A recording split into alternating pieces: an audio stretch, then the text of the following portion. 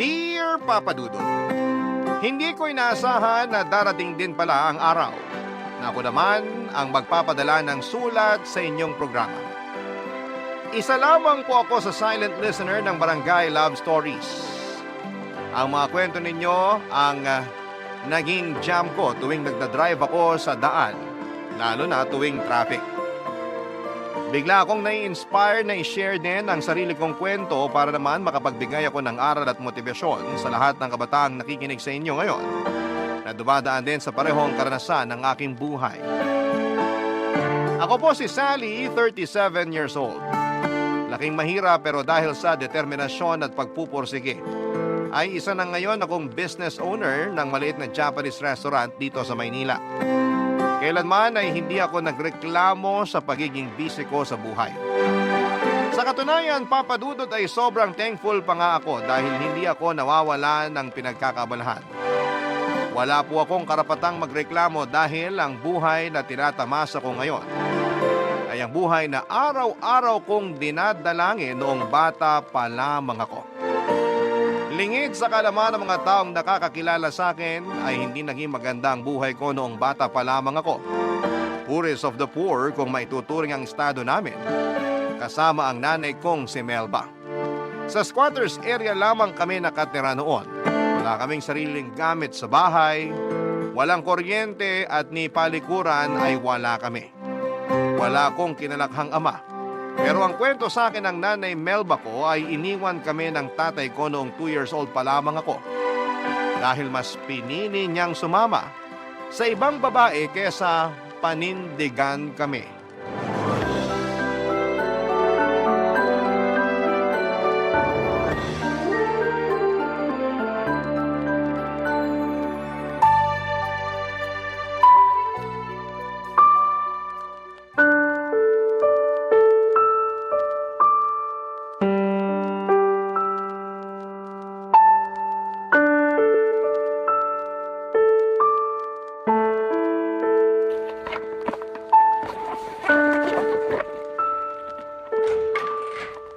Gilbert, anong ginagawa mo? Bakit ka nag-eempake? Aalis na ako rito. Ano? Saan ka naman pupunta? Hindi mo na kailangang malaman pa kung saan ako pupunta. Kailan ka naman babalik? Hindi mo yata naiintindihan yung sinabi ko. Aalis na ako. Hindi na ako babalik dito. Anong sabi mo? Paano si Sally? Iiwan mo siya sa akin? Bahala ka na sa kanya. Kung gusto mo siyang ipampon, ipampon mo siya. Wala na akong pakialam. Anong walang pakialam? Anak mo yun, Gilbert. Paano mo nasasabi ang bagay na yan? Hindi ko ginustong magkaanak. Alam mo yun. Aksidente lang yung nangyari. Ngayon, kung gusto mong alagaan yung bata, edi alagaan mo. Kung ayaw mo, ibenta mo na lang. Naririnig mo ba yung sinasabi mo? Oo, at malinaw yung mga sinabi ko. Tapos na tayo, Melba. At sa'yo na yung bata kung gusto mo. Paano mo nagagawa to? Dahil ba sa babae mo? Siya bang nagutos na iwan mo kami kaya ka nagkakaganito? Huwag mong idamay dito si Rita. Ako ang nagdesisyon na sumama sa kanya. Wala siyang kinalaman dito. Ah, talaga? Paano wala siyang kinalaman dito? Siya ang dahilan kung bakit mo kami iiwan ng anak mo. Hindi siya ang dahilan kung bakit ako aalis. Ano? Anong dahilan? Sabihin mo sa akin. Kasi ayoko na sa'yo. Ganun lang kasimple yun. Hindi na kita gusto. Sawa na ako sa buhay na meron tayo. Gusto kong magsimula ulit. Dahil hindi naging maganda ang buhay ko sa'yo. Ang kapal ng mukha mo! Grabe ka, Gilbert! Iniwan ko lahat para sa'yo. Nasira ang pangalan ko dahil sa'yo. Pinaglabang kita sa pamilya ko tapos ganitong gagawin mo sa akin. Kasalanan mo na yun. Masyado ka nagpabulag sa pag-ibig, Melba. Sa susunod, huwag mong ibigay ang lahat sa isang tao para kapag iniwan ka, may matitira para sa'yo. Hayop ka! Anong klaseng lalaki ka? Hindi ka na nahiya sa pinagkagagawa mo. Kanino naman ako mahihiya? Sa'yo? Wala ka namang ambag sa buhay ko eh. Hayop ka talaga. Tigilan mo ako. Walang hiya ka. Pareho lang tayong walang hiya. Huwag kang magmalinis. Dahil pareho lang tayong makasalanan. Sige, umalis ka. Iwan mo ako, iwan ko rin si Sally. Sabi ko nga sa'yo, ikaw na ang bahala sa batang yun. Kung gusto mo siyang iwan mag-isa, bahala ka. Gilbert, 2 taong gulang lang yung anak mo. Paano mo nagagawa to? Pasensya na. Pero kahit anong sabihin mo, hindi na magbabago ang isip ko. Naiwan na kita. Sandali, Gilbert! Sandali lang! Ano? Parang awa mo na, huwag mo kaming iwan. Hindi ko alam kung paano kami mabubuhay nang wala ka. Please, huwag ka nang umalis. Nagmamakaawa ako sa'yo, dito ka na lang. Huwag kang lumuhod dyan. Kahit paluran mo ako, aalis pa rin ako. Kaya maawa ka sa sarili mo. Isipin mo naman yung anak mo. Wala siyang magiging ama. Hayaan mo na lang ba yun? Wala din akong amang kinalakihan. Kaya siguradong kakayanin din niyang mabuhay ng walang tatay. Alis na ako. Huwag mo na akong habulin. Gilbert! Sandali lang! Gilbert! Walang niya ka! Karmahin sana kayong dalawa! Sinusumpa ko tong araw na to, hindi kayo magiging masaya ng babae mo! Wala kang kwentang ama! Mabulok ka sana sa impyerno! Simula noon ay mag-isa na akong itinaguyod ni Nanay Melba kahit na sobrang hirap ng buhay namin noon. Pagtungtong ko ng edad na 8 ay nagkaroon ng live-in partner si Nanay, isang construction worker. Na nung una ay mabait pero sakalang lumabas ang totoong ugali nito noong nalulong na siya sa sugal. Naging mapanakit ang boyfriend ni Nanay lalo na tuwing lasing ito. Halos gabi-gabi niyang sinasaktan si Nanay noon. At maging ako ay hindi nakaligtas mula sa malulupit nitong kamao. Halos 2 taon din naming tiniis ang pang-aabuso sa amin ng boyfriend ni Nanay, Papa Dudut. Hindi niya magawang iwan ang lalaki dahil malaki ang naitutulong niya sa amin pagdating sa mga gastusin namin sa bahay. Hanggang sa isang araw ay bigla na lamang ni-raid ng mga pulis ang bahay namin dahil nagtutulak pala ng droga ang kinakasama ni Nanay. Nakulong ang lalaki at simula noon ay hindi ko na ulit siya nakita pa sa buhay namin. Muli ay naiwan kaming mag-ina para harapin ang problema namin sa kahirapan. Papa Dudut, hindi ko makakalimutan kung gaano kahirap ang naging buhay namin noon. Hanggang ngayon ay ginagawa ko pa ring inspirasyon ng batang Sally na patpatin at laging umiiyak gabi-gabi dahil walang laman ng sikmura. Sa kabila ng buhay namin yon ay malaki ang pasasalamat ko kay Nanay Melba dahil hindi siya sumuko. Kahit wala kaming pera, ay pinilit niya akong pag-aralin para mapaghandaan ko raw ang kinabukasan ko.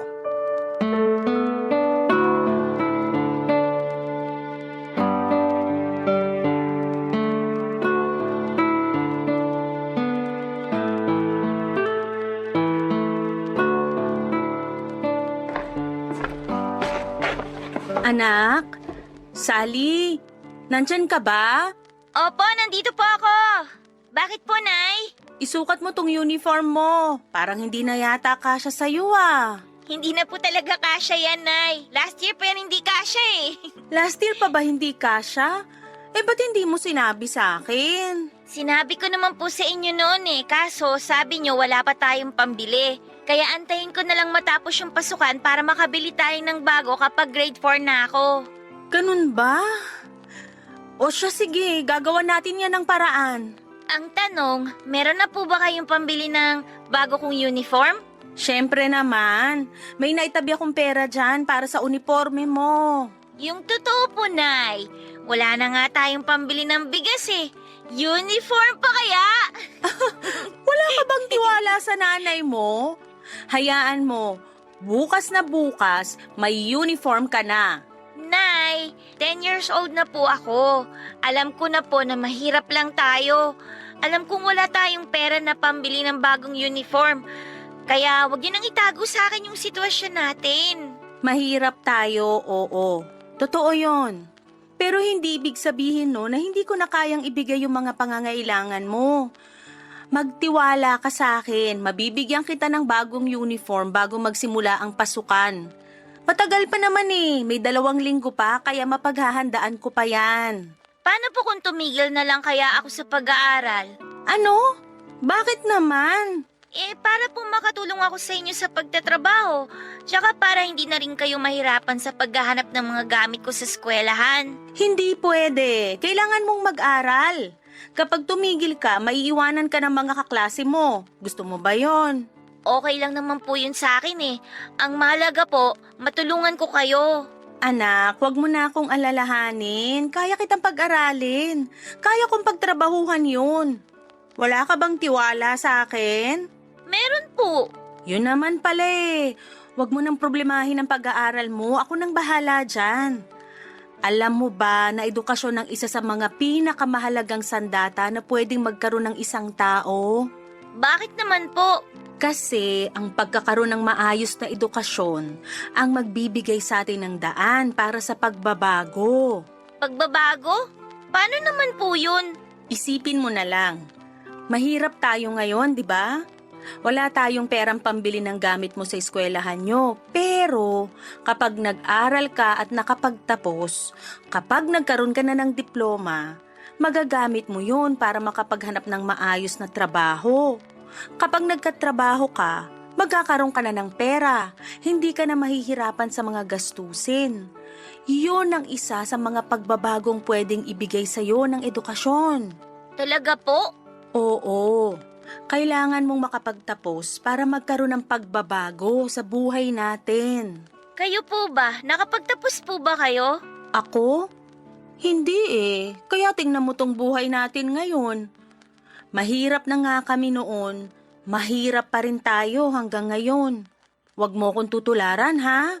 Hindi ko sineryoso ang pag-aaral ko, kaya ganito ko ngayon. Sige po, mag-aaral po ako ng mabuti para mabago na natin tong buhay natin. Tama yan.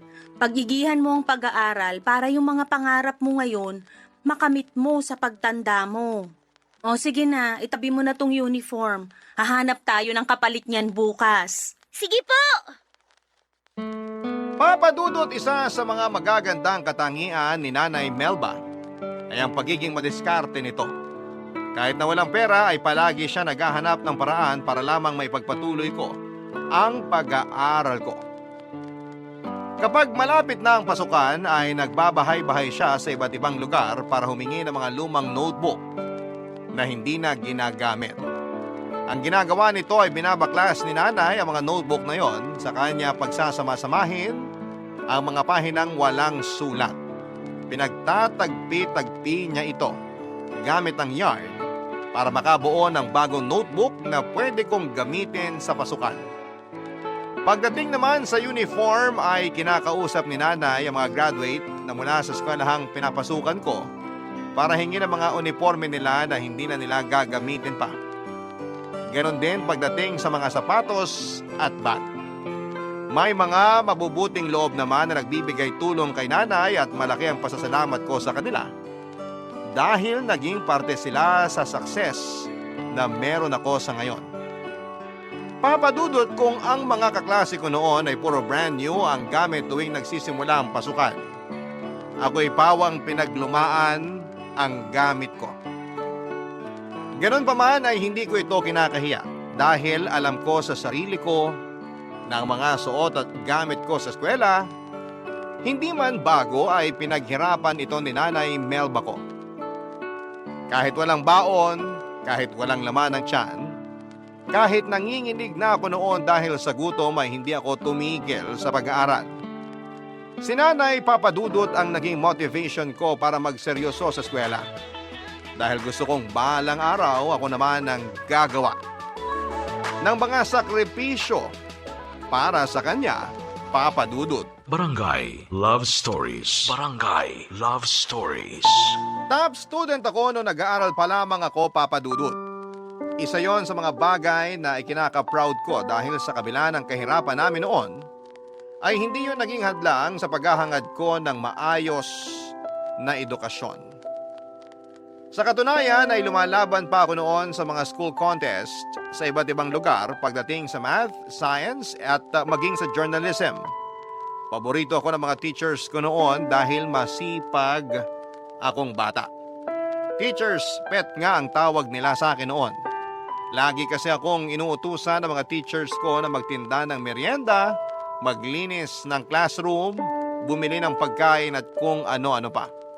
Kapalit noon ay nakakalibre ako ng merienda at minsan ay inaabutan din nila ako ng kaunting pera.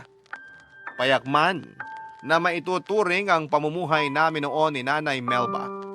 Masasabi kong masaya pa rin naman ang naging kabataan ko. Kapag walang pasok ay tinutulungan ko si Nanay na magbenta ng gulay. Pagsabit naman ng hapon ay nangangalakal kami. Kada weekends naman ay tumatanggap si Nanay ng labada at naging bonding time na namin noon ang pagkusot ng mga damit. Ambisyosa akong tao, Papa Dudut, at yon ang nag-push sa akin para abutin ang mga pinapangarap ko sa buhay. Lahat ng pwedeng pagkakitaan ng isang bata ay pinasok ko na sa kagustuhang makatulong kay Nanay. Alam ko kasing hirap na siya noon. May mga gabi na kung kailan akala niya ay tulog na ako, lagi ko siyang napapakinggan na humihikbi dahil na rin siguro sa pagod at hirap ng buhay. Bilang isang anak ay ginawa ko na ang lahat para kahit papaano ay mabawasan ang pasang problema ng nanay ko.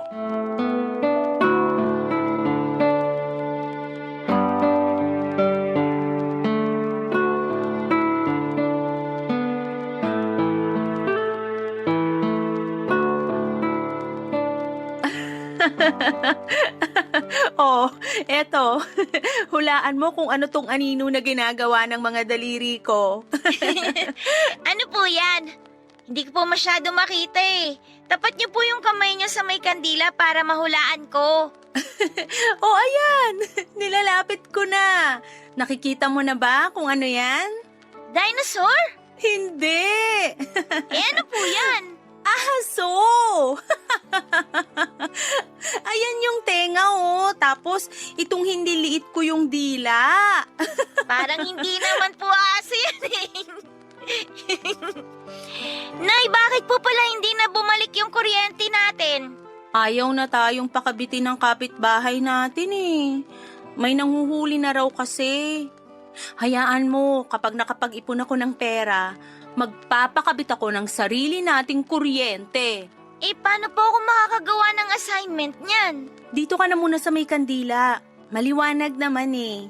Kapag po ako lumaki na tapos nagkatrabaho, magpapakabit po ako ng maraming ilaw dito sa bahay para po maliwanag.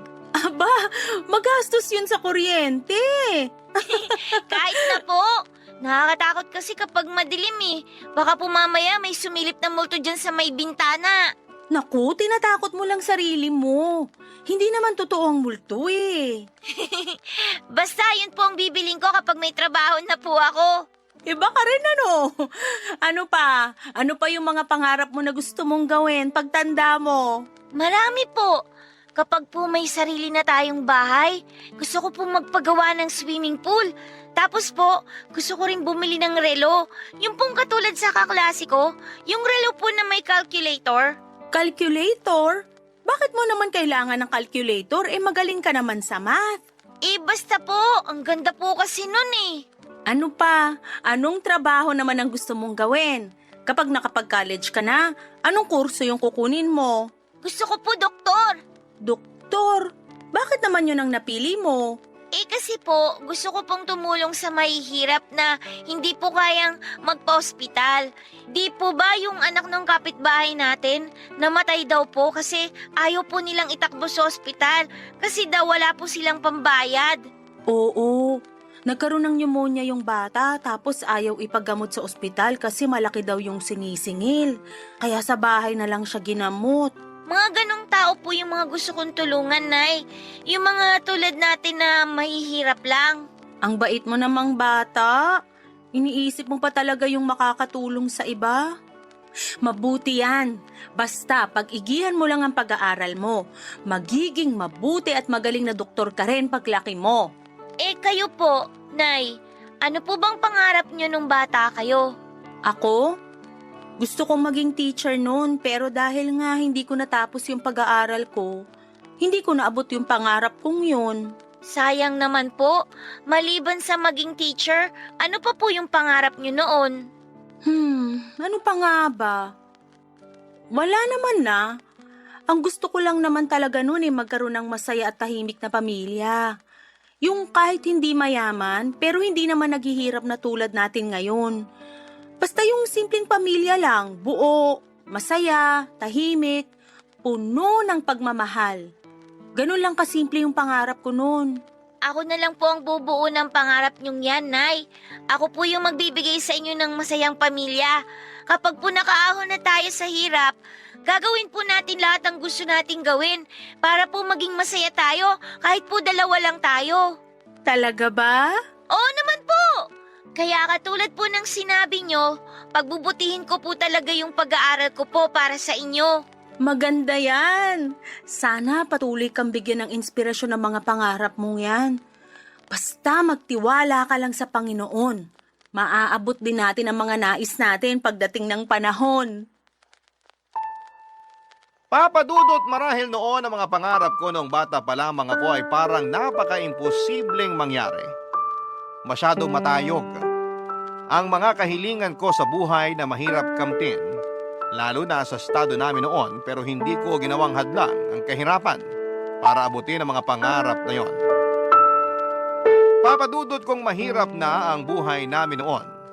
Mas humirap pa ang mundo namin nung patuloy na sinubok ang tatag naming mag-ina. 15 years old ako noon nung biglang dinapuan ang malubhang sakit si Nanay Melba. Nagsimula ang lahat sa isang simpleng ubo at akala namin ay simpleng lagnat lang ang dumapo kay Nanay dahil maulan noon at ilang beses naulanan si Nanay. Pero ang ubong yon ay hindi na naalis-alis pa. Sa halip kasi na bumili ng gamot ay mas pinili na lamang ni Nanay na gastusin ang kakarampot nitong pera sa pagkain. Hanggang ang ubo nito ay lumala ng lumala. Ang payat nitong katawan ay lalong nangayayat. Bumagsak ang katawan nito pero kahit na ganoon ay hindi tumigil si Nanay. Nagpatuloy pa rin siya sa pagtitinda noon dahil kung hindi niya gagawin yon, ay wala kaming kakainin. Dumating noon sa punto na maging ako ay nahawa na rin sa sakit ni Nanay. Mas malala ang dumapo sa aking sakit dahil muntik ko na itong kinamatay noon. Tuwing inuubo ako ay may kasama na itong dugo at bigla ring tumaas ang lagnat ko kaya nagmamadali akong tinakbo ng nanay ko sa pinakamalapit na center. Pero ang center na pinuntahan namin ay walang nagawa sa sakit ko dahil sobrang lala na nito. No choice sila kundi ang ipadala ako sa isang public hospital. Wala na akong masyadong maalala ng time na yon, Papa Dudut, dahil akala ko noon ay mawawala na ako. Sobrang sakit ng dibdib ko tuwing humihinga ako. Hindi rin ako natigil sa pag-ubo hanggang sa sumakit na ang lalamunan ko sa kakaubo. Parang umiikot na ang buong mundo ko noon dahil sa taas ng lagnat ko. At ang tanging memorya ko na lamang noong araw na yon ay ang pag-iyak ni Nanay Melba kasama ang kaibigan niya na si Tia Rosa dahil sa sobrang pag-aalala, Papa Dudut.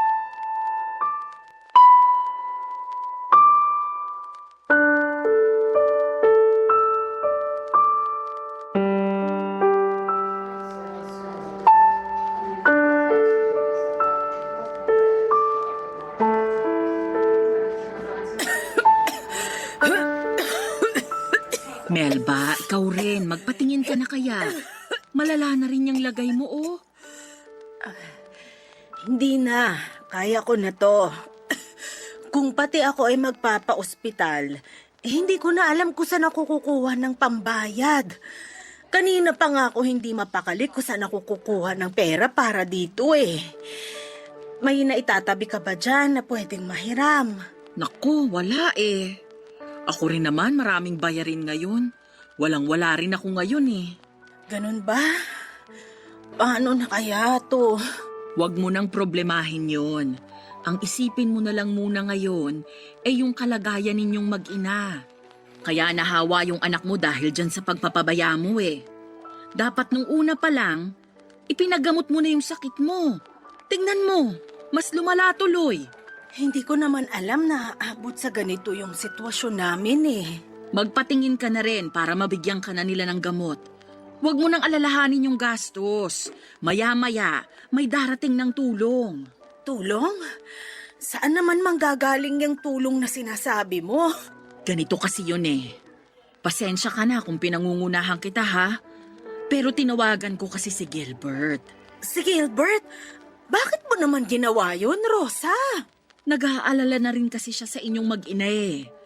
Wala naman akong maipahihiram sa iyong pera. Kaya ako na mismong humingi ng tulong kay Gilbert. Alam ko naman na kahit magkamatayan, hindi ka lalapit sa lalaking yun. Kaya ako na ang kumausap sa kanya. Rosa, hindi ko kailangan ng tulong ni Gilbert. Isang tabi mo na lang muna ang pride at galit mo sa tao. Kailangan niyo si Gilbert ngayon. Kailangan siya ng anak mo. Rosa, Melba, O ayan na pala si Gilbert. Salamat naman at nagpunta ka agad dito. kumusta na si Sally? Inadmit na siya ng mga doktor. Malala raw ang lagay niya eh. Pero nasalina na siya ng gamot. Ang sabi ng doktor, tuberculosis daw ang sakit niya. TB? Paano naman nangyari yun, Melba? Bakit mo naman pinaabot sa ganito kalala ang sitwasyon niyo? Hindi ko naman alam na TB na pala tong nararamdaman ko eh. Huwag na kayong magsisihan. Ang mabuti pa, kausapin mo tong si Melba na magpa-admit na rin dahil ang tigas ng ulo. Ayaw niyang magpatingin sa doktor. Hindi ka pa ba nila nasi-check up? Hindi na kailangan. Hihingi na lang ako ng gamot. Mawawala na rin to. Magpatingin ka na sa doktor. Hanggang ngayon talaga, ang tigas pa rin ang ulo mo. Wala akong pambayad sa doktor. Kaya... Huwag mo nang problemahin yan. Ako nang magbabayad sa mga gagastos ninyo rito. Ang malaga ay gumaling si Sally, pati na rin ikaw. Hayaan mo. Mag-iipon ako ng pera kapag gumaling ako. At babayaran ko lahat ng magagastos mo rito sa ospital. Hindi mo na kailangang gawin yan. Isa lang naman ang hiniling kong kapalit nitong pagtulong ko eh. Kapag gumaling na kayong dalawa, pakiusap ko lang na wag na kayong lalapit ulit sa akin. Hindi alam ng pamilya ko ang tungkol sa inyo. Kaya please lang, wag niyo na akong guluhin ulit. Naiintindihan mo ba yun, Rosa? Pasensya na talaga. Wala naman na kaming ibang matatakbuhan kung hindi ikaw lang eh. Sige na, ipacheck mo na yung kaibigan mo. Halika na, Melba. Magpatingin ka na rin para gumaling ka. Sandali, hindi pa kami tapos mag-usap ni... Halika na. Siya na nga raw ang magbabayad eh. Hayaan mo na lang siyang bumawi sa inyong mag-ina. Gilbert, maiwan ka na muna namin ha. Ipapatingin ko lang to si Melba bago pa siya makahawa ng iba. O sige, Kung gusto mong bisitahin yung anak mo, nasa isolation room siya. Magsuot ka na lang din ng face mask para hindi ka mahawa sa sakit niya. sige, salamat. Pupuntahan ko na siya. At ikaw naman, Melba. Doon tayo. Magpapatingin ka para mabigyan ka na rin ng gamot. Sulitin mo na itong kabutihang ibinibigay ni Gilbert. Dahil baka hindi na ulit ito mangyari. Oo na. Hindi na talaga ulit ito mangyayari. Nagkaroon pa ako ng utang na loob sa lalaking yun. Hindi yon utang na loob. Kabayaran niya yon sa pag-iwan niya sa inyong mag-ina. Kaya wag mo nang isipin yon. Yung gagastusin niya ngayon, kakarampot lang yon kumpara sa yaman na meron siya ngayon. Halika na. Sa awa ng Diyos ay nakaligtas naman ako sa pagsubok na yon ng buhay ko, Papa Dudut. Dahil sa diretsyong gamutan ay mabilis na nawala ang sakit ko, ganon din kay Nanay Melba. Noong nalaman kong ang tatay ko ang tumulong sa amin sa pagbabayad ng mga gastusin sa ospital ay naisipan ko siyang pasalamatan. Hinanap ko kung saan nakatira si tatay pero hindi natuloy ang plano kong pasalamatan siya. Noong nakita ko kung gaano kaganda ang buhay ng ama ko. Malaki ang bahay nila, sakto noon na nasa veranda sila ng kanilang tahanan noong nagpunta ako sa kanila. May 3 siyang anak at puro babae. Maganda rin ang asawa niya habang pinagmamasdan ko sila. Mula sa labas na masayang kumakain ng merienda ay hindi ko po maiwasang makaramdam ng inggit. Bigla ko naawa sa sarili ko, Papa Dudut. Anak din ako ni Tatay Gilbert, pero bakit hindi ko man lang naranasan ang buhay na meron ang mga anak niya ngayon? Sobrang saya nila habang kami ni Nanay Melba ay araw-araw naming pinoproblema kung paano kami makakasurvive sa bawat araw namin. Mula sa pasasalamat ay binalot ako ng galit ng mga oras na yon. Hindi ko maiwasang magtanim ng sama ng loob sa kanya dahil sa pagtalikod na ginawa niya sa amin. Pero kahit na ganoon ay wala akong planong sirain ang tahimik na buhay ni tatay. Ang ginawa ko na lamang ay naglakad ako palayo at binalikan si Nanay Melba na natatanging pamilya ko. Simula noon ay pinangako ko na sa sarili ko na gagawin ang lahat para matamasa rin ng buhay na meron si tatay. Ipaparanas ko rin kay nanay kung papaano ang mamuhay ng payapa at walang iniisip na kahit na anong mga problema. Barangay Love Stories. Barangay Love Stories. Papa Dudut, ginawa ko ang lahat para maigapang ko ang pag-aaral ko. Pagtungtong ko ng kolehiyo ay nag-apply ako ng scholarship na handog ng aming mayor. Naghanap din ako ng trabaho para may mapagkunan ako ng panggasto sa eskwela. Hindi naging madali ang pag-abot sa buhay ko na pinapangarap ko. May punto noon na naiiyak na lamang ako dahil sa sobrang pagod. Pero pagkatapos umiyak ay sige pa rin ako sa pagsulong. Mahirap man ang mag-aral ng pagod ay okay lang. Kahit na walang tulog at gutom ay nalalampasan ko ang lahat ng ito. Dahil na rin sa suporta at pagmamahal sa akin ni nanay. Kumapit ako sa Panginoon at humingi ng gabay sa Kanya na sana ay makayanan ko ang bawat araw pang darating sa buhay namin ni Nanay Melba. At ang mga panalangin kong yon ay ibinigay naman sa amin ng may kapal, Papa Dudut. Dumating ang araw na nakapagtapos ako ng college gamit ang sarili kong dugot pawis. Nang makuha ko ang diploma ko ay agad akong naghanap ng trabaho at nagsimulang mag-ipon. Paunti-unti ay dahan-dahan kong inangat ang buhay namin mula sa laylayan. Dumating kami noon sa moment na hindi na namin problema ang araw-araw na pagbili ng bigas dahil kaya ko nang bumili ng pang-isang linggo. Kung noong bata ako ay puro pinaglumaan ang mga suot kong damit.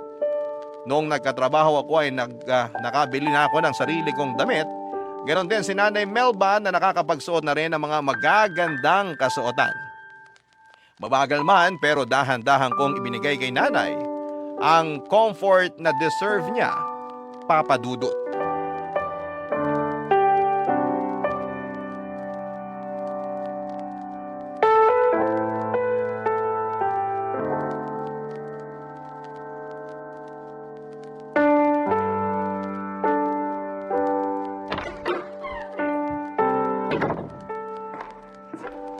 Anak, Happy birthday, nanay ko! Wow! Totoong cake ba yan? Oo naman, Nay! Chocolate cake tapos may sarili pang birthday greeting. Oo, di ba? Lapag ko na dito sa lamesa, Nay, ha? Naku, salamat, anak. Deserve nyo to, Nay! Oh, hipan nyo na tong kandila. Tapos hiling kayo ng isang bagay na gusto nyong matupad. Wala na akong mahihiling pa. Ang gusto ko lang gawin ngayon ay magpasalamat sa mga pagpapalang natatanggap natin ngayon. Ay. Hipan ko na ba? Opo! Ayan! Happy 50th birthday po, Nay! Oy, may binala rin po akong pansit dito. Halika na, Nay. Kumain na tayo. Maupo na kayo dyan. Sige na. Salamat. Siyempre, hindi magiging birthday celebration to kung walang regalo. May regalo ka para sa akin? Oo naman, Nay! Natatandaan ko pa po nung bata ako, kahit wala tayong handa, hindi pwedeng wala kang regalo sa akin tuwing birthday ko. Kaya ako naman ngayon na magbibigay sa inyo ng regalo. Eto po, Nay. Ano naman to? Buksan niyo na po. Wow! Blouse! Sakto ah! Paboritong kulay ko pa to. Yellow na floral. Salamat talaga dito, anak ha. Kayo po ang dapat kong pasalamatan, Nay. Kasi kung hindi dahil sa inyo, hindi naman natin maaabot kung ano man ang meron tayo ngayon. Hindi niyo ako pinabayaan noon, kaya ako naman ngayon ang magbabalik ng lahat ng sakripisyo na ginawa niyo para sa akin. Sinong mag-aakala, no? Naaabot din pala tayo sa ganitong klase ng buhay. Akala ko nun mamamatay na lang akong mahirap eh. Siyempre, hindi ko po hahayaan yun, Nay. Hindi ba't nangako nga po ako sa inyo na ako ang aabot ng pangarap ninyo? Ito na po yun. Unti-unti na nating naaabot yung mga pangarap na yun. Wala pa tayo sa buhay na talagang gusto natin, pero at least ramdam naman natin na malapit na tayo sa rurok. Konting tiis pa, Nay. Magiging maayos din ang buhay natin. Sa totoo lang, masaya na ako sa ganito eh. Maayos na ang tirahan natin, may ilaw na tayo, may gamit. Hindi na tayo namumroblema sa pagkain. Doon pa lang, sobrang nagpapasalamat na ako sa mga biyayang to. Hindi pa yan sapat, Nay. Mas pag-iigihan ko pa po ang pagtatrabaho dahil kulang pa to sa lahat ng paghihirap na ginawa ninyo noon. Gusto ko na magbuhay donya kayo. Gusto ko magsuot kayo ng mga mamahaling alahas. Gusto ko na tiles na sahig na nga apakan ninyo. Yun ang gusto kong buhay na matamasa ninyo, Nay. Salamat, anak. Pero wag naman laging ako. Isipin mo rin ang sarili mo. Mas matutuwa ako kapag sarili mo ang inuna mo kaysa sa akin. Huwag niyo na po akong problemahin, Nay.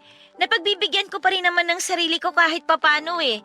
Yung nakikita ko pa lang na nakakapagbalik na ako sa inyo ng mga bagay na ikinakatuwa ninyo, okay na po ako doon. Salamat, anak. Salamat din sa Diyos sa lahat ng magagandang bagay na nangyayari sa atin ngayon.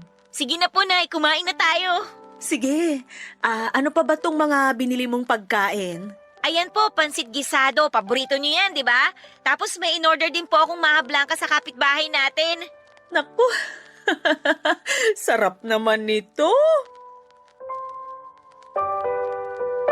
Papadudo taon ng lumipas ay pinasok ko ang pagnenegosyo. Pagkatapos ng trabaho ko sa umaga ay naisipan ko magtinda ng mga inihaw at prinitong ulam sa labas ng bahay namin tuwing gabi. Hindi ko ininda ang pagod na nararamdaman ko sa buong araw na pagtatrabaho dahil alam kong ang lahat ng paghihirap na ginagawa ko noon ay para sa pangarap ko kay nanay na mabigyan siya ng magandang buhay. Marami akong naging customer sa maliit na business na pinatayo ko, Papa Dudut.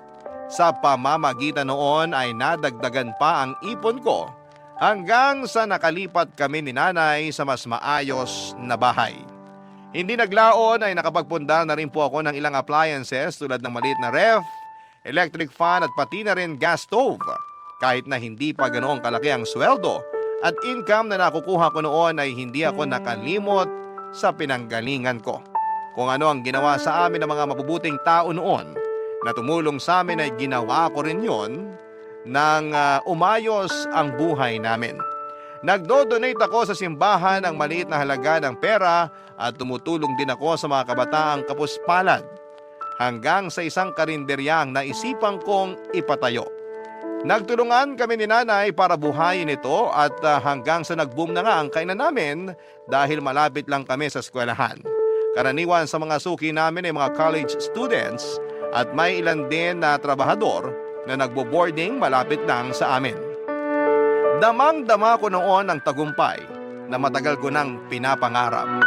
Taon ang hinintay namin bago ko natamasa ang mga pangarap ko noong bata pa lamang ako. Pero kung kailan unti-unti na namin itong naaabot ay isang trahedya naman ang nangyari sa buhay namin. Nang mabangga ng pampasaherong jeep ang sinasakyan naming tricycle. Pauwi na kami galing palengke noon nang bungguin ng isang jeep ang sinasakyan namin ni Nanay Melba. Galos lang ang tinamo ko matapos akong yakapin ni nanay. Siya ang sumalo ng impact ng banggang yon at yun na po ang kinasawi ng kanyang buhay, Papa Dudut.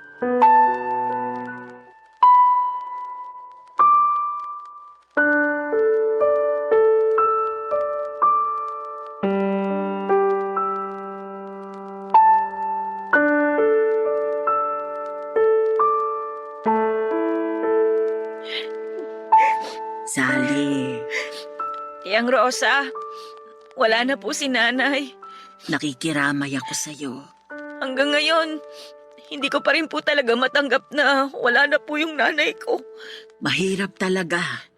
Kailanman hindi natin matatanggap ang maagang pagkawala ng mahal natin sa buhay.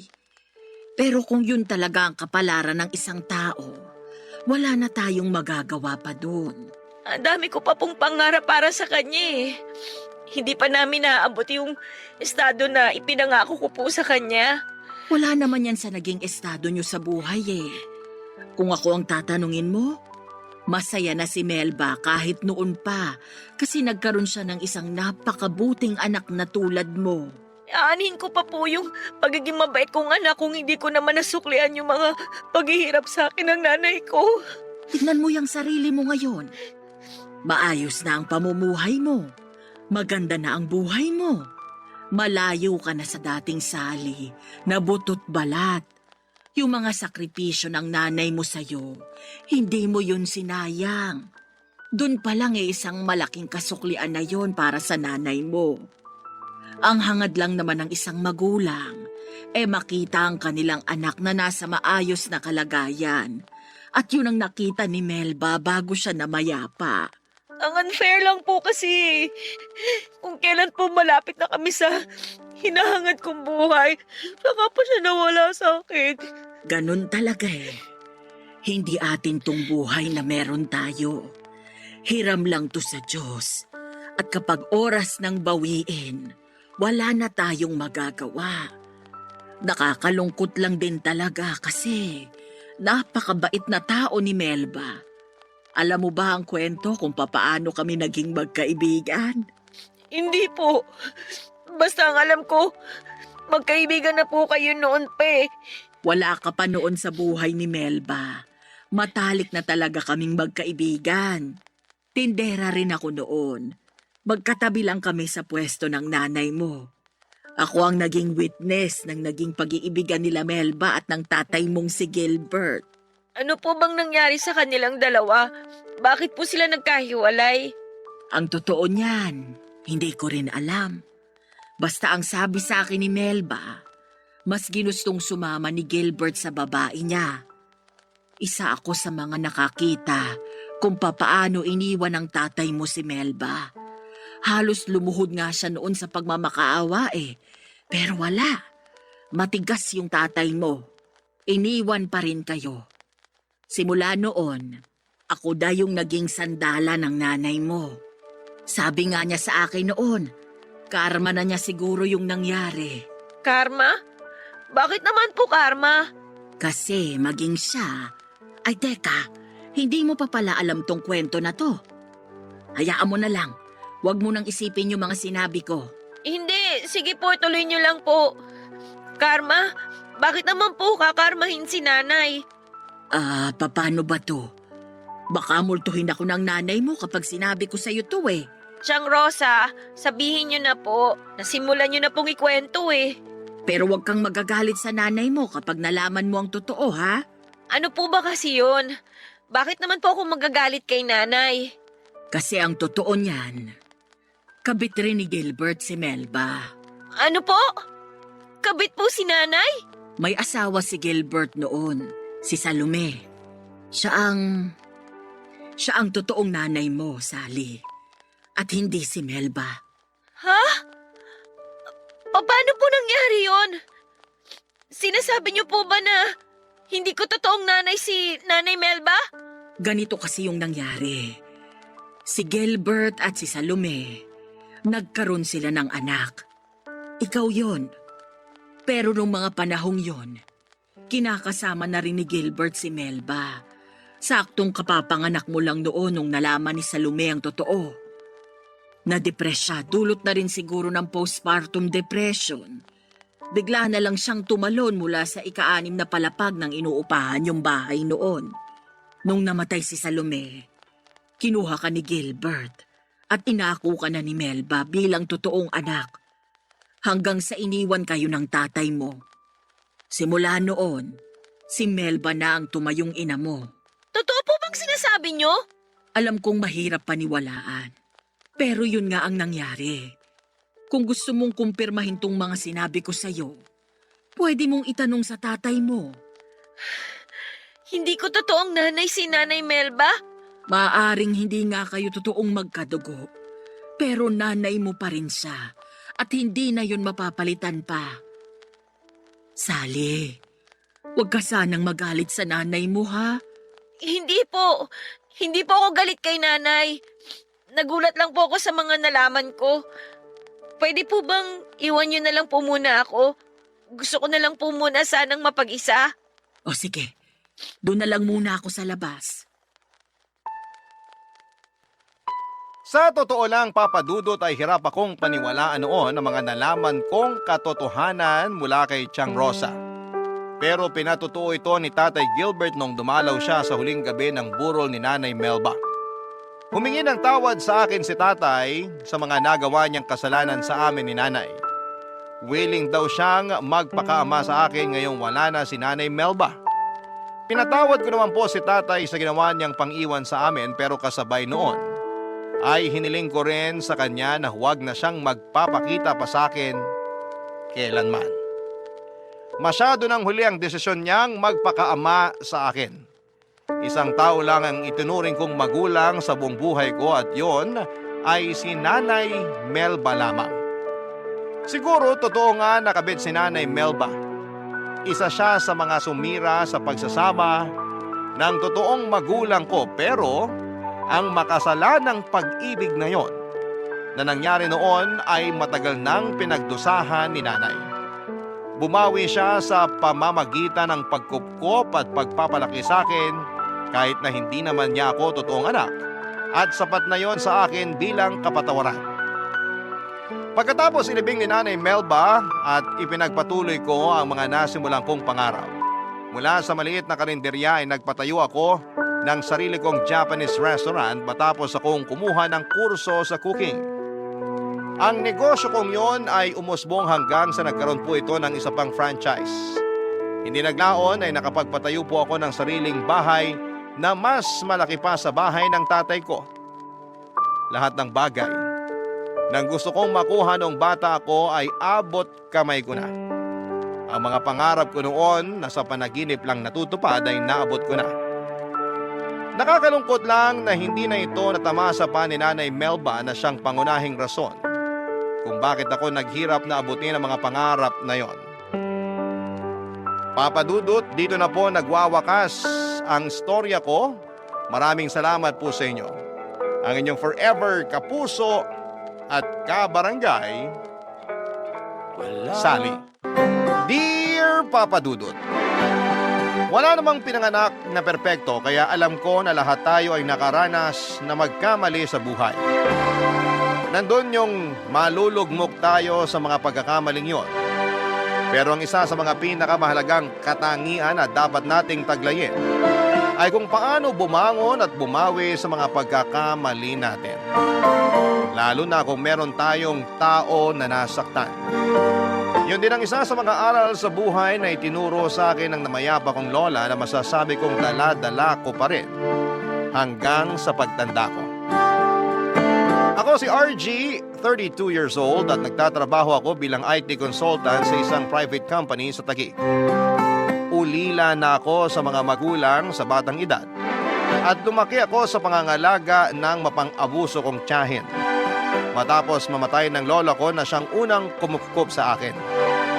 Wala rin po akong kapatid, kaya napakahirap para sa akin na suluhin lahat ng lungkot at hinanakit galing sa mga taong naturingan pa namang kamag-anak ko. Naranasan kong utusan at ituring na parang hindi pamilya ng sarili kong kadugo. Kaya nga may bahagi sa aking pagkatao na kulang at naghahanap ng pagmamahal dahil hindi ko yon naranasan noong kabataan ko. Sa kabila ng lahat, Papa Dudut, ay meron pa rin namang tao na nagturing sa akin na parang tunay niyang anak bukod sa lola ko. At yon ay ang asawa ng tiyahin ko na noon ay nagtatrabaho sa ibang bansa. Siya rin ang nagpaaral sa akin, kaya nakapagtapos ako ng kolehiyo. Pero bago ako graduate ay inatake siya sa puso, kaya walang buhay na siya nang inuwi sa Pilipinas. Sobrang lungkot ko noon dahil hindi man lang ako nakapagpasalamat ng personal sa taong hindi ko kadugo, pero nagtrato sa akin ng mabuti. Kaya nga pinangako ko sa harap ng kabaong ng tiyuhin ko na magsisikap ako sa buhay. Pero nahirapan pa rin akong umusad, lalo na at araw-araw ay pinamumuka sa akin ng tiyahin ko. Nakasalanan ko raw kung bakit namatay ang asawa niya. Hindi ko alam kung bakit ako ang sinisisi niya, pero siguro ay alam niya kung gaano ako kamahal ng mister niya. Kaya nga pagkatapos ng libing ng tiyo ko ay nagbalot-balot na ako ng mga gamit at damit saka umalis sa bahay nila. Wala pa akong trabaho noon. Nakitira lamang ako sa kaibigan ko, pero pagkalipas ng isang buwan ay nakapasok na rin ako sa isang private company. At doon na nga nagsimula ang pakikipagsapalaran ko sa buhay. Nag-focus ako sa pagtatrabaho at hindi ko na lang namalayan ang mabilis na paglipas ng 3 taon.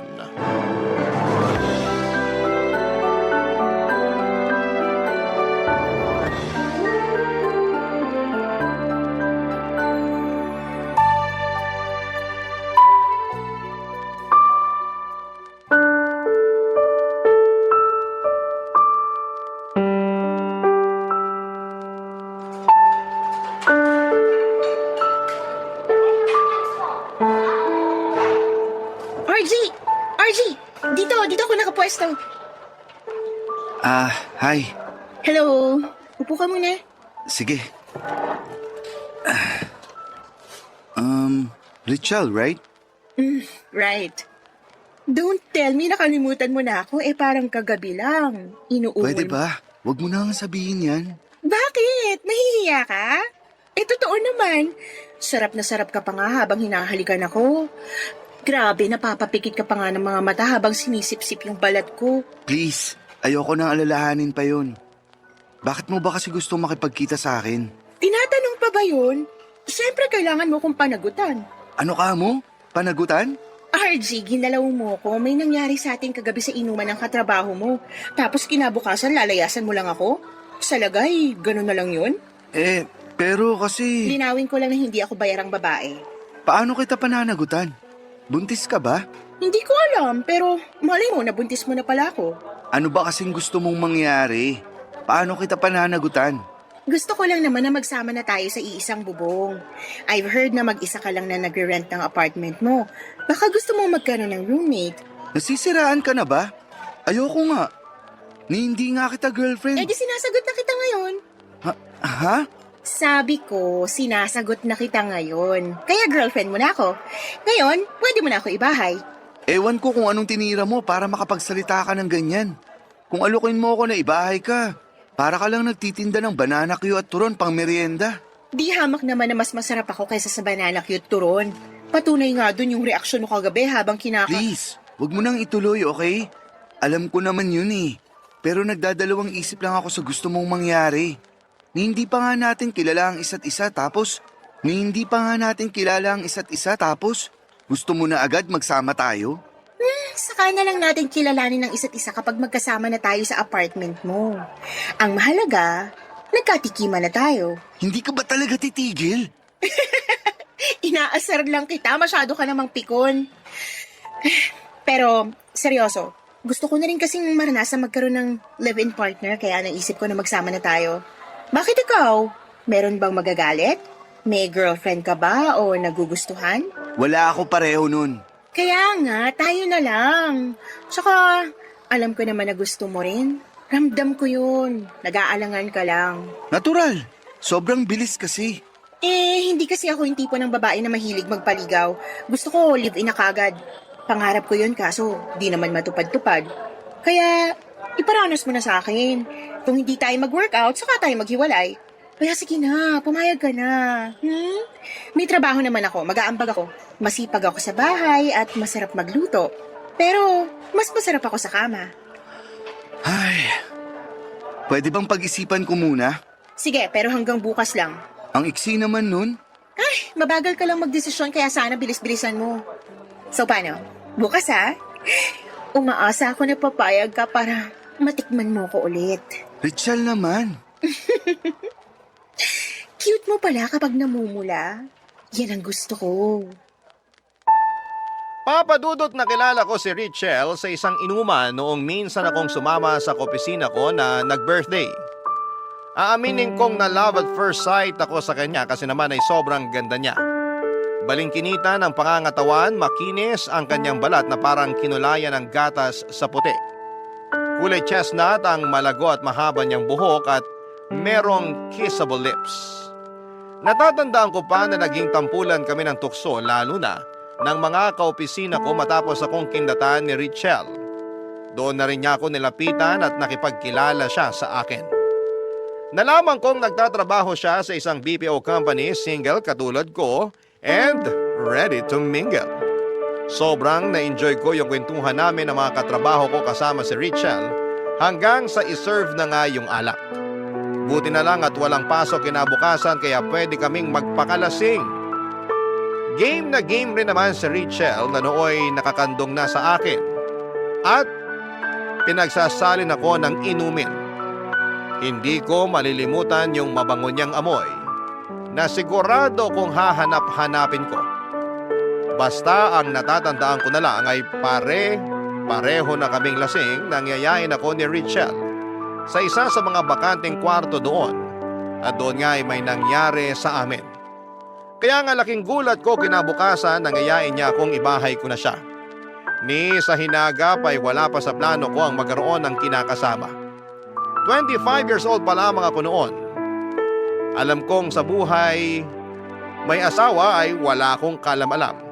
Kaya nga nung una ay naisip kong tumanggi sa plano ni Richelle pero hindi na ako nakapalag noong binalandra na niya sa akin ang katawan niya. Tapos sobrang mapang-akit pa siyang tumingin at manalita. Kaya naman nadala ko. Napakagat-labi na lamang ako. At naisip kong wala namang masama kung subukan namin. Kinabukasan ay pumayag na ako na lumipat siya sa apartment ko at sa paglipas ng isang buwan ay doon ko na nga siya unti-unting nakikilala, Papa Dudut.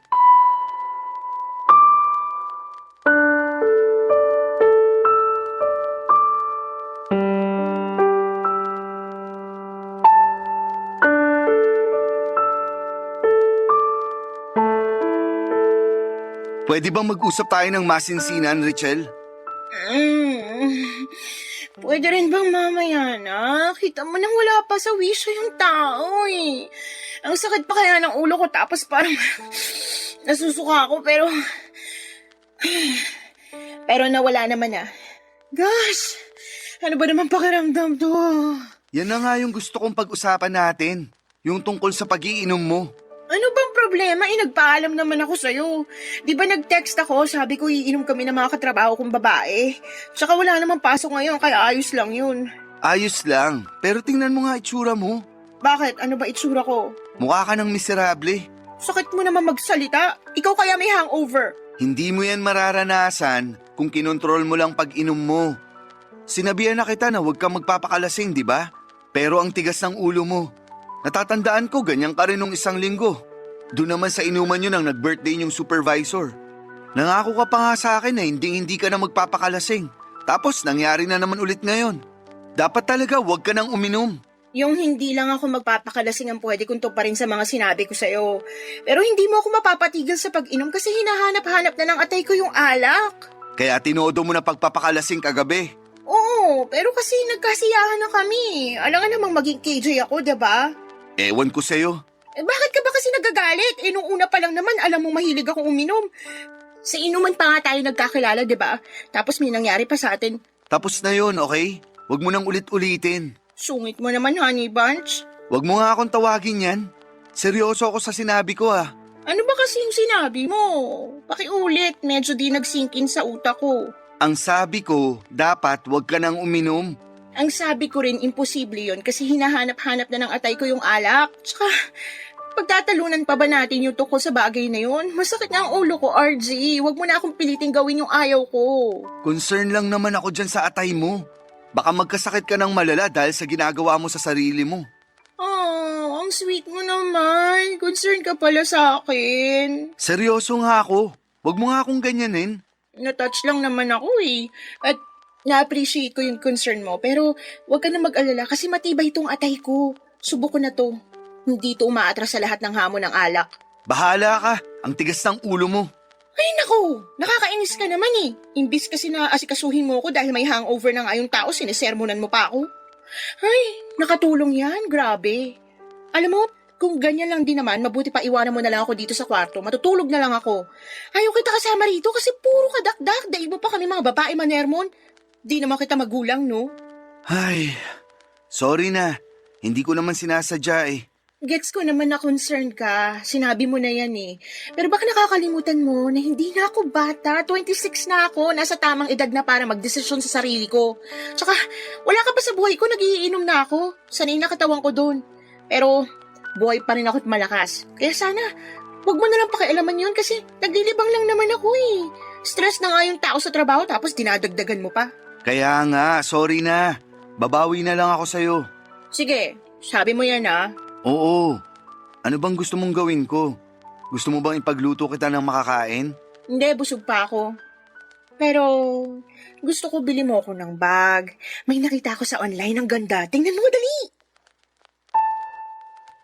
Papadudo tama naman si Richelle nang sabihin niyang kinasanayan na niya ang pag-inom ng alak at hindi ko yon basta-basta mayaalis sa kanya. Lalo na at gawain na rin niya yun bago pa kami magkakilala. Pero nung binili ko na siya ng bag ay nakinig na siya sa akin nung sabihin ko na sana'y maghinay-hinay siya dahil napapagod ako sa kakasundo sa kanya pag nagiinom siya, lalo na at madaling araw o alanganin yung lugar. Bukod doon ay gusto ko rin na isaisip niya na may kinakasama na siya. Hindi na siya single katulad ng dati. Nagkabati rin naman kami, Papa Dudut, pagkatapos ng pagtatalong yon. Bagito pa kami sa setup namin pero unti-unting natututunan naming magtiwala at irespeto ang isa't isa. Sa loob ng 1 taong pagsasama namin sa iisang bubong ay masasabi kong maraming nagbago at nag-adjust sa lifestyle ko. Magaling sa kama si Richelle. Nasasatisfy niya ang pangangailangan ko. Siguro kung may issue man kami ay tulad pa rin ng dati na naming pinagtatalunan. Walang iba kundi ang pag-iinom niya at pagiging party girl. Hindi ko mapigilang mag-alala lalo na at grabe siya kapag nalalasing. Nawawala talaga siya sa katinuan at may tendency na gumawa siya ng mga bagay na pwede niyang pagsisihan pag napapasukan ng alak ang kanyang sistema. Hindi ko makakalimutan yung nalasing siya isang beses at nagubad ng underwear noon sa inuman namin. Barangay Love Stories. Barangay Love Stories. Papadudot masasabi kong mas lumalim yung feelings ko para kay Richelle nang magsama na nga kami sa iisang bubong. Kaya naman binakurang ko na siya laban sa mga lalaking nagkakagusto at pumoporma sa kanya. Tulad ng sinabi ko ay maganda si Richelle at hindi talaga yon kumukupas at mas lalo pa siyang naging sexy sa paningin ko. Kaya nga naging seloso ako at overprotective kay Richelle lalo na at maraming umaaligid sa kanya.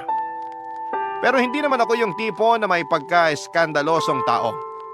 Tahimik lang po akong magselos kaya nga kahit noong isang beses na nakita kong may kasamang ibang lalaki si Richelle na feeling close sa kanya noong sunduin ko siya sa workplace niya, ay nagkibit balikat na lamang ako. Inisip ko na lamang na baka bagong salta yon since hindi ako pamilyar sa mukha nito. Nakumpirma ko naman yon sa girlfriend ko nang ikinuwento niya na bago niyang trainee ang naturang lalaki. Lumipas nga mga araw ay napansin kong napapadalas ang pagsabay-sabay nila ng lalaking yon kapag lumalabas ng building kung nasaan ang opisina nila. Tapos naghihiwalay na lamang sila kapag nakikita na nila na nandun ako at nakaabang. May pagkakataon na nabatrip ako, kaya sinamaan ko ng tingin ng lalaking yon. Bagay na kinainis ni Richelle nang mapansin niya. Nauwi pa nga sa pagtatalo ang tagpong yon pero kinabukasan ay nagkabati rin kami. Nagsorry ako at inaming may nangyari lang sa pinagtatrabahuhan ko na nakakainis. Kaya hindi ko sinasadyang naibunton yon sa kanya at sa trainee niya, Papa Dudut. Isang araw, nagkaroon kami ng 3 days seminar sa La Union. Kaya naman kinailangan kong umalis sa amin at iwanan pansamantala si Rachel. Sinabi niya sa akin na mami-miss niya ako. Kaya nangako ako na lagi kaming magvi-video call. Pero napaagang uwi ko at plano ko sanang sorpresahin siya. Bumili pa nga ako ng paborito niyang bulaklak at chocolate cake pero pagbukas ko ng pinto ng apartment namin, ako pala ang nasorpresa. Nahuli ko lang naman na may katalik siyang ibang lalaki, Papa Dudut.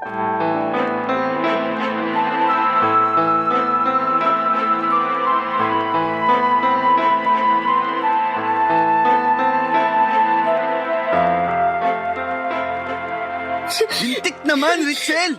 Harap-harapan mo kung winalang hiya eh! Sorry na nga, RG. Hindi ko naman sinasadya eh. Anong hindi mo sinasadya? Dinig na dinig ko pa ungol mo habang nakapatong sa'yo yung lalaking yun. Tapos, dito nyo pa talaga ginawa sa apartment ko? Hindi na talaga kayo nahiya. Nadala lang naman kami ng bugso ng damdamin. Miss na kasi kita, kaya akala ko ikaw siya. Anong akala mong ako siya? Pwede ba? Huwag mo nang bilugin ulo ko. Dinadagdagan mo pa talaga kasalanan mo. Bakit di mo na lang sabihin na malandi ka? Sobra ka naman magsalita, RG. Nakakabastos ka na. Nababastusan ka sa akin? Ano pa kaya yung ginawa nyo ng lalaking yun? Hindi ba yung kabastos-bastos sa parte ko? Kaya nga humingi ako ng sorry. Tao lang nagkakamali. Ikaw ba perpekto? Hindi rin naman, diba? Hindi nga, pero di ako gumagawa ng ganyang klaseng bagay. Marunong ako mag-control, Richelle. Hindi katulad mo. Nawala lang ako sandali. Nangati ka na bigla, tapos nagpakamot ka na agad sa ibang lalaki. Magdahan-dahan ka sa pananalita mo. Bakit? Anong gagawin mo? Sasampalin mo ako? Sige, subukan mo. Hindi porke nagawa ko yung bagay na yun ay masamang tao na ako. Ewan ko kung mahina ka lang umintindi o sadyang wala ka talagang utak eh. Nadala nga lang ako ng damdamin ko. Akala ko ikaw yun kasi miss na kita. Kayo nga mga lalaki pag natutuksot humingi ng tawad sa aming mga babae, pinapatawad namin kayo kasi mahal namin kayo. Pero pag kami, tingin nyo na agad Makati at ano pa, marumi. Ibang bagay naman yun. Hindi ako ang nakipagtalik sa ibang lalaki rito, kundi ikaw. Kaya wag mong ibalik sa akin yung kasalanan mo. At wag mo na rin subukang magpalusot. Dahil kahit anong sabihin mo, hindi na mabubura sa utak ko kung ano yung nakita ko. Ang kakapal ng mukha nyo. Dito pa talaga kayo nagmilagro sa pamamahay ko. Sana man lang, nagkaroon kayo kahit kaunting kahihiyan sa katawan. Lalo ka na. Sa kakasalanan mo pa rin naman dahil nagpakalasing ka na naman. Ilang beses na natin pinag-usapan yung tungkol sa pag-iinom mong yan. Pero hindi ka talaga nakikinig. Ang tigas ng ulo mo. Tapos isisisi mo sa alak yung kalandian mo. Wala ako nilalanding ibang lalaki pag hindi ako lasing. Anong wala? Halata namang close na close kayo nung lalaking yun. Kasi kung hindi, di ka rin magtitiwala sa kanya na ihatid ka rito sa apartment natin. Hindi mo siya patutuloyin dito at walang mangyayari sa inyo. Kaya sigurado ako na kahit di kayo lasing, gagawa pa rin kayo ng milagro. Sumusobra ka na sa mga sinasabi mo sa akin, ha? Hindi ako ganong klase ng babae, kaya wag mo akong pagsalitaan ng ganyan. Talaga lang ha? Pumayag ka nga may mangyari sa atin nung unang beses na nagkakilala tayo. Tapos sasabihin mo hindi ka ganong klaseng babae? Lokohin mo lelang mo, Richelle. Di ka lang malandi. Haliparot ka rin. Kapal ng mukha mo! Akala mo kung sino ka kung makapagsalita! Mas makapal ang mukha mo! Malandi ka!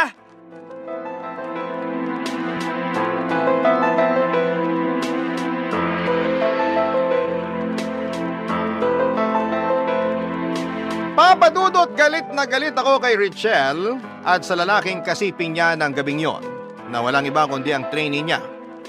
Gulat na gulat silang pareho nang maaktuhan ko sila habang nakapatong sa GF ko ang lalaking yon.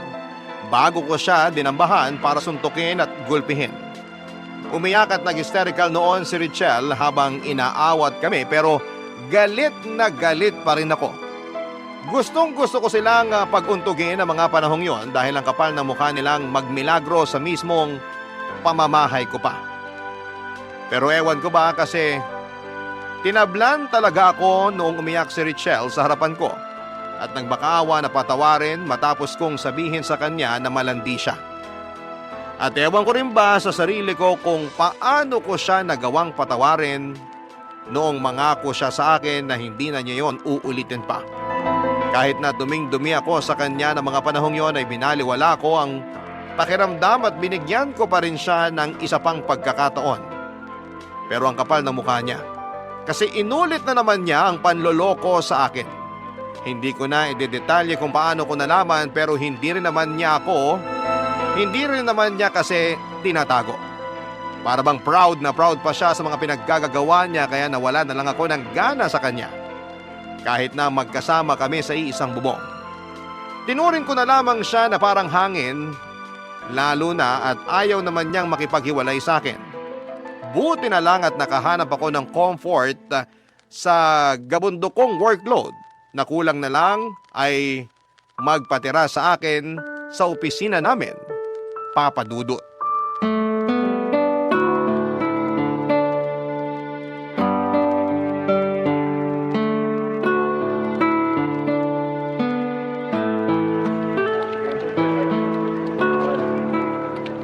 Hi, Sir RG. Break time ha. Hindi ka pa kakain? Ha? Alas 12 na ba? Oo. Pero subsob na subsob ka pa rin dyan sa computer mo. Ah, oo. May report lang kasi na pinapagawa si boss, kaya minamadali ko. Kailan ba deadline yan? Sa ano? Sa susunod pa pala na linggo? Kita mo na, hindi naman pala minamadali. Ikaw lang yung nagmamadali. Hindi ko kasi mapigilan. Gusto kong tapusin na yung mga pinapagawa sa akin. Okay lang naman yon. Kaya nga natutuwa sa'yo boss natin kasi masipag ka at advance magpasa. Pero okay lang din kung mag-chill ka. Dinig na dinig kaya sa cubicle ko yung pagtipa mo sa keyboard mo. Parang gigil na gigil ka eh. Ganun ba? Sorry. No worries. Pero lately, napapansin ko na balisa ka. May problema ka ba? Wala namang tao na walang problema. Sa bagay. Pero kung ano man yan, gusto ko lang sabihin na pwedeng-pwede mong i-share sa akin. Willing ako makinig at good listener din ako. So wag ka mag-hesitate. Thank you. Pero kaya ko pa naman. Talaga lang ha? Mukha ka na kayang pinagsakluban ng langit at lupa dyan. Ganun na ba ako kamiserable? Slight lang naman. Pero gwapo ka pa rin. Naku, kabago-bago mo pa lang pero bulera ka na. Hindi kita binobola. Nagsasabi lang ako ng totoo. Siguro di ka sanay na sinasabihan ng ganon, no? Oo, medyo. Ano bang dapat kong sabihin pag may nagsabi sa akin ng ganun? Madalas kasi natatameme na lang ako. Ang awkward tuloy. Madali lang yan. Pwede kang mag-thank you. Ganun lang kasimple? Oo naman. Siguro, ganun lang din sinasabi mo kapag sinasabihan kang maganda. Ha? Ang sabi ko, maganda ka, Lulu. Thank you. Oh, bakit bigla ka yatang nautal at namula dyan? Tingnan mo, singpula ng hinog na kamahatis yung mukha mo. Pwede ba wag mo nang ipagsigawan? Mamaya may makarinig pa eh. Asarin pa ako lalo. Ikaw kasi, Anong ako? akala ko kasi sanay ka ng sinasabihan ng maganda. Hindi pa rin naman. Lalo na pag ikaw yung nagsabi. Oo, kasi totoo naman yun. Ang ganda-ganda mo, Lulu. Ay, nako, inulit mo pa talaga. Gustong-gusto mo talaga akong makitang namumula, no? Sorry, ang cute mo rin kasi. Para ka talagang hinog na kamatis. Tigilan mo na nga yan. Mabuti pa, samahan mo na lang akong kumain dun sa pantry. Meron pa namang 45 minutes bago mag-resume yung trabaho natin. Kain muna tayo. Kaya lang, wala pa akong ulam. Kanin lang dala ko. Don't worry, kasi ako na bahala sa ulam mo. Marami akong dala. Ako rin nagluto. Wow, ang swerte ko naman. Kasi matitikman ko yung luto mo. Aba, swerte ka talaga. Lalo special tong putaheng niluto ko. Saka gusto ko rin talaga na matikman mo to, kaya halika na, kumain na tayo. Sige. Sakto, bigla ako nagutom. Magugutom ka talaga kasi oras na para kumain. Kaya nga damihan mo lang ang pagkain para mabusog ka. Okay, sige. Basta sabi mo.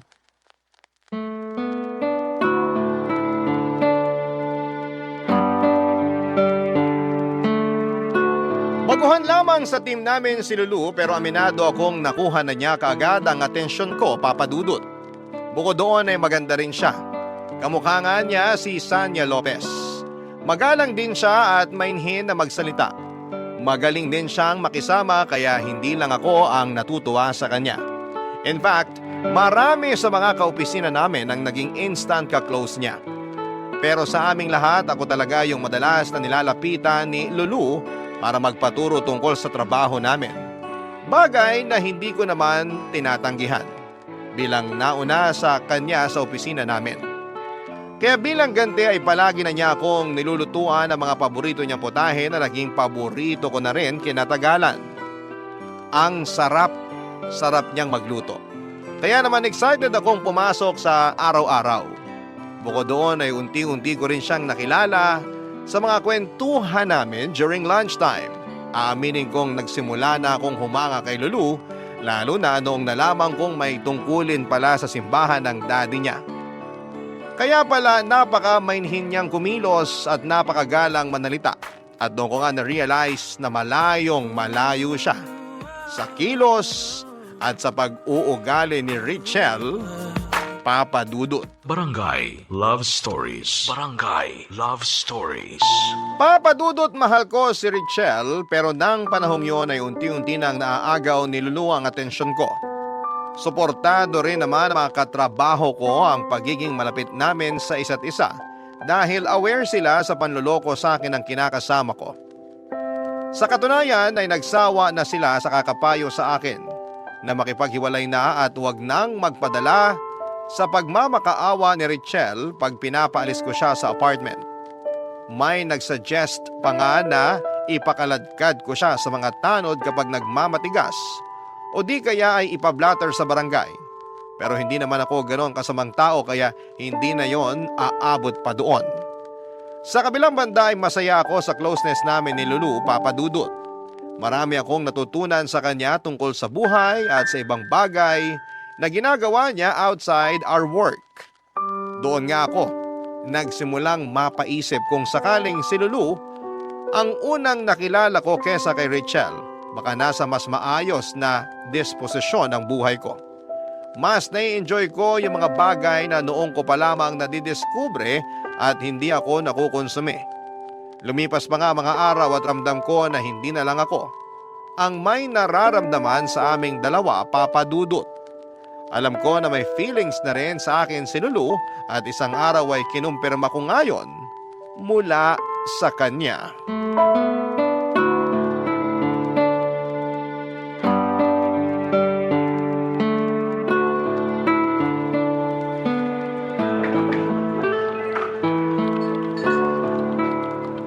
Alam mo, kung lagi mo akong pinagluluto nitong mga masasarap mong potahe, siguradong hahanap-hanapin ko na to. Wala namang kaso kung hanap-hanapin mo. Di naman ako mawawala. Lagi kitang ipagluluto kung gusto mo. Gusto ko, pero bakit mo ginagawa to? Bakit ang bait-bait mo sa akin? Ha? Ano? Kasi Sabihin mo na, hindi naman ako magagalit. nahihiya kasi ko. Baka kung ano isipin mo eh. Subukan mo lang. Malay mo naman, di ba? Sabihin mo na sa akin yung reason mo kung bakit mabait ka sa akin at palagi mo akong pinagluluto. Kasi gusto kita, RG. Oh, okay. Nagsimula lang yun sa simpleng pagkakrush eh. Pero lumalim ng lumalim habang unti-unti kitang nakikilala. Gusto ko lang talagang magpapansin sa'yo kaya pinatikim kita ng luto ko. Pero di ko akalain na masasarapan ka. Na magugustuhan mo kaya naman natuwa talaga ako. Pero masarap naman kasi talaga yung luto mo at gustong gusto ko. Oo. Kaya nga simula nun, palagi na ako nagluluto ng ulam o di kaya dessert para sa'yo. Masaya ako kapag nakikita kitang kumakain, lalong-lalo na kapag masyado kang subsub sa trabaho. Worried talaga ako sa'yo noon kasi di ka man lang nagbe-break time. Naisip ko tuloy, may mabigat kang problema na pinagdadaanan kaya apektado yung gana mo sa pagkain. Meron, pero ayos na naman ako ngayon. Hindi na ganun kabigat yung problema ko. Talaga? Oo, at lahat ng yun ay dahil sa'yo. Ang totoo, pinagagaan mo ang bawat araw ko. Lagi na akong excited pumasok sa office kasi alam kong makikita kita at matitikman ko na naman luto mo. Kaya salamat kasi nandyan ka. Naku, wala yun. Tungkol naman dun sa sinabi mong gusto mo ako, Kalimutan mo na yun. bakit naman? Nahihiya kasi ko. Wala namang nakakahiya dun. Lalo na't gusto rin naman kita. Ano? Gusto rin kita, Lulu. Hindi lang gusto. Mahal na nga yata kita eh. Seryoso ba yan? Baka nagbibiro ka lang Sabihin mo na para mapatawad pa kita sakaling prank lang yan. Hindi ako nagbibiro. Hindi to prank. Matagal na talaga kitang gusto. Hindi ko lang sinabi agad kasi nagdadalawang isip ako na baka merong magalit. Magalit? Oo, katulad ng boyfriend o manliligaw. Naku, wala ako nun. Saka kung meron man, hindi na ako titingin pa sa ibang lalaki. Kaso nga wala. Ikaw ba?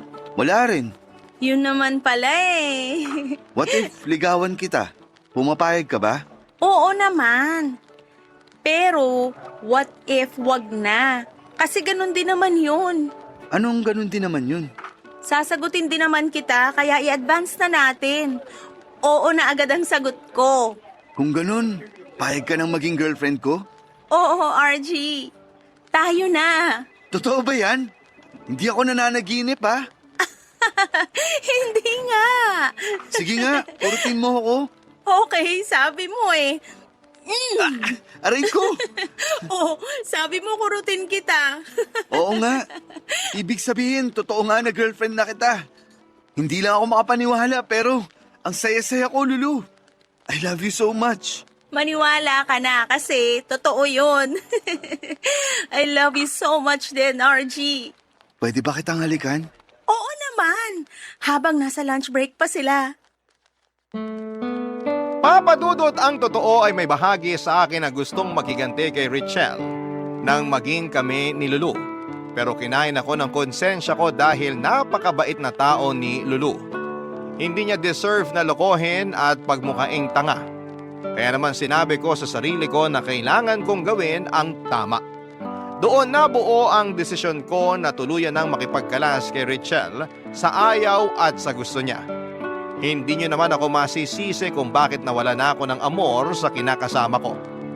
Mali ko lang siguro ang pumayag akong maging kami ni Lulu kahit na magkasama pa rin kami ni Richelle sa isang bubong. Doon pa lang niloko ko na si Lulu dahil wala siyang kamalay-malay na in a relationship ako. Pero plano ko na talagang tapusin ang lahat sa amin ni Richelle. Kaya lang ay nagmatigas naman siya. Ayaw din niyang umalis sa apartment ko kaya ako na lamang ang umuwi sa apartment ni Lulu para makasama siya. Kabado ako na baka malaman niya ang tungkol kay Richelle pero buti na lamang at wala namang nagkukwento sa kanya sa opisina namin na may kinakasama na ako. Siguro alam din nila na deserve ko si Lulu at hindi na kami in good terms ni Richelle. Anumang reason nila ay thankful ako dahil suportado nila ang relasyon namin ni Lulu. Kaya lang ay totoo nga ang kasabihan na wala pong lihim na hindi nabubunyag.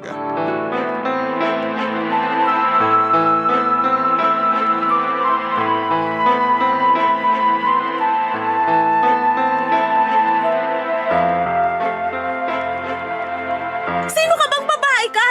Paano ka nakapasok sa apartment ko? Tinatanong pa ba yun? Siyempre, di mo naman nilak yung pito nung sinusundan ko tong si RG. Halika rito, di pa ako tapos sa'yo. Huwag mong sasaktan si Lulu, Richelle! At bakit hindi mga agaw yan? Ahas, malandi! Kilala mo yung babaeng yan, RG? At bakit hindi niya ako makikilala? Ako lang naman ang girlfriend niya. Huwag mo sabihin na hindi mo alam yun. Pwede ba? Tumigil ka na, Richelle? Ayoko nga! Ayaw mo bang malaman ng babaeng niya na tayo talaga yung totoong magkarelasyon dito? Matagal na ako nakipag-iwalay sa'yo. Pero ikaw lang yung nagmamatigas. Sa ayoko nga, bakit ba? Ayoko na rin sa'yo. Dahil sa paulit-ulit mong panluloko sa akin. Sa palagay mo, paano pa kita mapapatawad? Matapos mo akong saktan ng paulit-ulit. Tapos, ikaw pa ngayon may lakas ng loob na sumugo dito para mag-iskandalo? Sinaktan mo pa si Lulu. Nagawa ko lang naman yun kasi nagulat ako nung nakita ko kayo naghahalikan eh. Tapos Nagalit ako. Dapat kasi ako lang yung hinahalikan mo, hindi ko sino-sino babae. Sa lagay, ayos lang na umalik ka ng iba't ibang lalaki, tapos ako hindi. Wala na akong iba. Tinapos ko na lahat sa amin kasi na-realize ko na ikaw yung mahal ko. Kaya bumalik ka na sa akin, RG. Umuwi na tayo sa bahay at magsimula ng bagong buhay. Handa akong kalimutan itong nangyari. Ako na lang ulit ang piliin mo. Hindi ako naniniwala sa'yo kasi nuknukan ka ng sinungaling. Ayoko na rin magkabalikan tayo dahil may mahal na akong iba at si Lulu yun. Ano bang meron ng babaeng to na wala ako? Eh di hamak naman na mas maganda ako sa kanya. Tingnan mo nga yan, mas sexy pa ako dyan eh. Sabihin mo na yung gusto mong sabihin. Pero si Lulu ang pinipili ko. Kaya pwede ba, simulan mo na mag-impake ng mga damit at gamit mo para makalayas ka na sa apartment ko. Palalayasin mo ko? Eh saan ako pupunta? Hindi ko alam. Problema ko pa ba yun? Pero walang-wala na ako, RG. Wala na akong pera. Tapos malapit na rin akong tanggalin sa trabaho kasi basta. Kaya please, nagmamakaawa ako. Huwag mo ako palisin. Hindi mo na ako madadala sa pagpapaawa mo. Hindi na rin ako maniniwala sa mga sinasabi mo. Isa lang ang gusto kong mangyari ngayon. Yun ang tapusin na ang lahat sa atin. Hindi na kita mahal. Si Lulu na ang mahal ko. Eh di magsama kayong dalawa. Kala mo siguro magmamakaawa ako sa'yo, pues nagkakamali ka. Bagay nga kayo kasi pareho kayong cheap. Umalis ka na sa pamamahay ko bago pa kita ipapulis! Hindi mo na kailangan gawin yun kasi kusa akong rarampa palabas ng pangit mong apartment. Mga linti kayo. Lulu, nasaktan ka. Ano bang hinihintay mo? Lumayas ka na rin sa apartment ko! Lulu, please. Magpapaliwanag ako. Hindi ko kailangan ng paliwanag mo dahil isa ka ring nuknuka ng sinungaling! Di ba tinanong kita kung merong magagalit pag naging tayo? Sabi mo wala. Kaya nagtiwala ako sa'yo pero biglang-bigla na lang may baliw na babaeng susugod sa apartment ko at mananakit sa akin. Pasalamat siya hindi ko siya pinabarangay pero pag bumalik pa siya dito, ipapadambot ko na siya. Pasensya ka na. Natakot lang naman ako sa magiging reaksyon mo kaya di ko na sinabi sa'yo. Mas matakot ka sa pwede kong gawin sa'yo kung hindi ka pa aalis sa harapan ko. Papa Dudut, wala akong nagawa ng araw na yon, kundi ang umalis sa apartment ni Lulu. Gulong-gulo ang isipan ko at mas lalo akong kinain ng konsensya nang marinig ko ang iyak niya pagkalabas ko ng pinto. Gusto ko sanang pumasok ulit para i-comfort siya pero alam ko na hindi yon makakatulong sa sitwasyon namin. Galit na galit sa akin si Lulu dahil sa pagsisinungaling ko tungkol sa totoong status ng relasyon namin ni Richelle. Kasalanan ko naman kasi dapat ay tinapos ko muna ang lahat sa amin bago ako pumasok sa panibagong pakikipagrelasyon. Kaya nga wala akong ibang sinisisi noon kundi ang sarili ko. Nang umuwi ako sa apartment ko ng araw ding yon ay naabutan ko pang nag-iimpake ng mga gamit at damit niya si Richelle. Matapos noon ay walang imik siyang umalis at naiwan akong nag-iisa sa 4 na sulok ng apartment ko. Napasalampak na lamang ako sa sahig habang sinasabunutan ang aking sarili. Hindi ko na rin napigilang umiyak ng mga panahong yon, Papa Dudut. Mahal na mahal ko si Lulu kaya ako nasasaktan ng husto. Pero alam kong mas nasaktan ko siya. Kaya nga kinabukasan ay sinubukan ko ulit siyang kausapin noong nagkita kami sa opisina. Pero hindi na siya tulad ng dati kung makitungo sa akin. Ramdam kong may distansya na at kung kausapin niya ako ay puro tungkol na lamang sa trabaho. Labis akong nalugmok ng mga panahong yon habang pinagsisisihan ang kasalanang nagawa ko sa kanya, Papa Dudut. Pero isang araw ay kinausap na lamang niya ako at humingi siya ng tawad dahil nagawa niya akong tiisin. Nagkaiyakan kami at nagkapatawaran, Papa Dudut. Si Lulu kasi yung klase ng babae na hindi mapagtanim ng galit. Marami akong sinabi sa kanya at marami rin siyang sinabi sa akin. Sa huli nagkasundo kaming maghiwalay at maging mabuting magkaibigan na lamang, Papa Dudut. Pero mabuti ang Diyos, lalo na sa mga taong lubos na nagsisisi sa mga kasalanang nagawa nila. Kasi pagkaraan ng 4 na buwan ay hindi nawala ang feelings namin ni Lulu para sa isa't isa. Unti-unti kaming nagkalapit lalo na nung nagsimula na akong umattend sa mga gathering ng simbahan nila. Doon ko rin nakilala ang mga magulang niya at ang buong pamilya niya. Hindi nga nagtagal ay nagkaaminan kami ng feelings ni Lulu at doon namin nakumpirma na mahal pa rin namin ang isa't isa. At doon na ulit namin sinimulan ang panibagong pahina ng aming pag-iibigan. Sa kasalukuyan, Papa Dudut, ay kasal na kami ni Lulu at pinagbubuntis na niya ang first baby namin.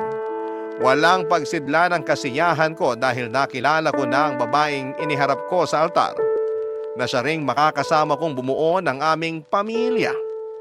Mahal na mahal ko si Lulu at siya ang dahilan kung bakit kumpleto na ang pagkatao ko. Siya ang rason, Papa Dudut, kung bakit naranasan ko ng mahalin ng totoo at buong buo. Kaya naman pinapangako ko sa asawa ko na iingatan ko ang sumpaan namin sa altar, anuman ang mangyari at hanggang sa pagtanda namin. Hanggang dito na lamang po ang sulat ko at maraming salamat po, Papa Dudut, sakaling mapili po ninyong i-ere ang istorya namin ni Lulu sa Barangay Love Stories. Pareho rin po kaming avid listener ng inyong programa. God bless and more power sa inyong istasyon.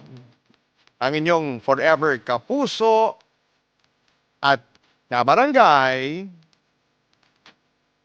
RG.